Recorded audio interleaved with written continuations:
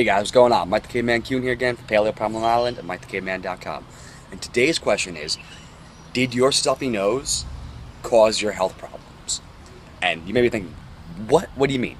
Well, the problem is, today we have a major problem with the overuse and misuse of antibiotics. We use them too often in a lot of cases where the cause is viral, like the common cold or most sore throats. We'll use them indiscriminately when the cause is unknown, whether it's bacterial or viral. So sinusitis, a lot of times they're viral.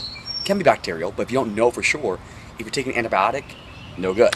Other reasons why? Well, when you take that antibiotic, it's almost like dropping a nuke to kill a rat. You're killing all of them. So even the good bacteria right in there. Now that's your normal defense, right? We said 80% of your immune system resides right there in your gut. Oftentimes it takes out the good ones, so your natural defense is gone as well.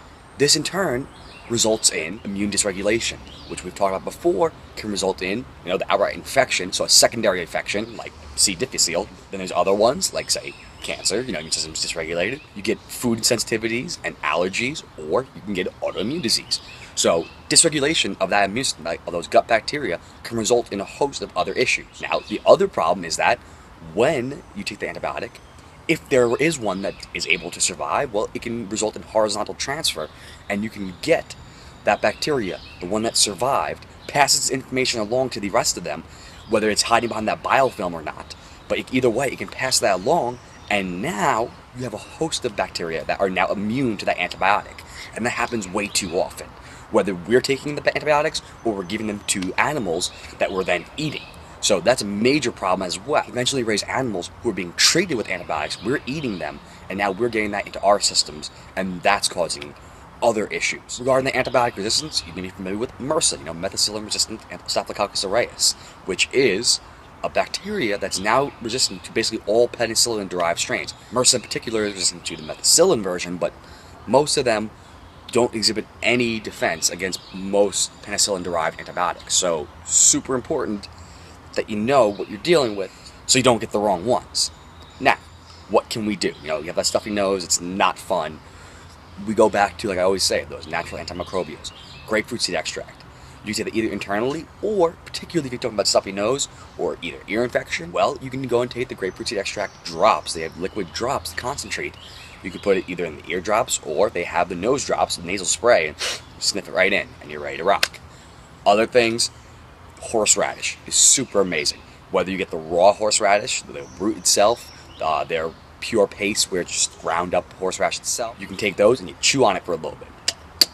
And it'll actually help clear out the nasal passages. Cayenne for similar reasons. So they're nasal sprays. I go over to Fairway, they have a sinus wash and there's a sinus blaster. So they have two. They have the nasal spray and they have a little dripper. And you take those drops, take a couple of those, either mix it in water, take it straight, and you're going to see some amazing benefits. Echinacea, similar kind of reasoning. Awesome stuff. Natural antimicrobial, antiviral, immune booster. Of course, particularly if you're dealing with a secondary infection, we're talking about the spores. Those bacterial spores will get into the gut and help clean out house. They're going to crowd out the pathogenic ones.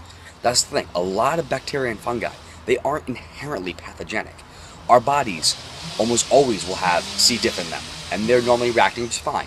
Almost always going to have E. coli, and E. coli might even have some beneficial effects. Yet, because of overuse, they're allowed to overgrow. Other things, like candida. Everybody's heard of candida. It's a fungal overgrowth if it overgrows. Otherwise, it's part of your normal microflora. Everything can be pathogenic if there's too much of it. So what the spores will do is they'll help bring back that balance. So megaspore biotic, super important in this case. Other ones, particularly if they are hiding behind that biofilm, that fibrenza again. That fibrenza is going to come in, it's going to break through that biofilm and allow the bacteria to be attacked. That's a problem too. A lot of times bacteria are hiding behind these biofilms. They're like a little shield protecting the bacteria from the antibiotics, and now behind that shield they're able to become resistant. Big problem.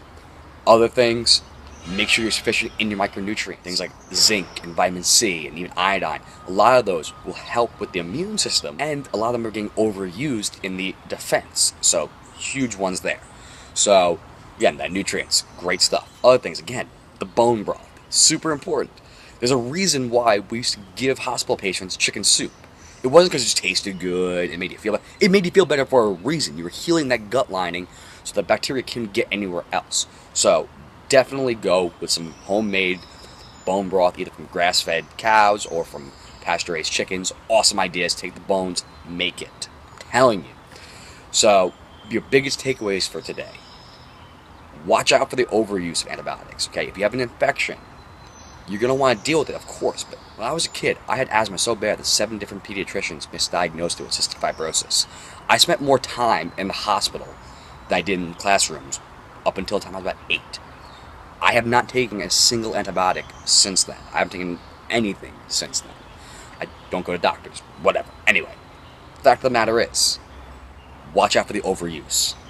Okay, we use it way too often. Avoid animals, conventionally raised animals that have been given antibiotics. Major part of the problem. Make sure you're getting in some natural antimicrobials. So the grapefruit extract, echinacea is excellent. If you have an active sinus infection, get one of those sinus blasters. Horseradish, chewing on it is a great idea. Those spores, you want to recolonate and help out the immune system. Consider a systemic enzyme to help break through those biofilms. Make sure you're nutrient sufficient, get in that bone broth, and you'll be ready to go.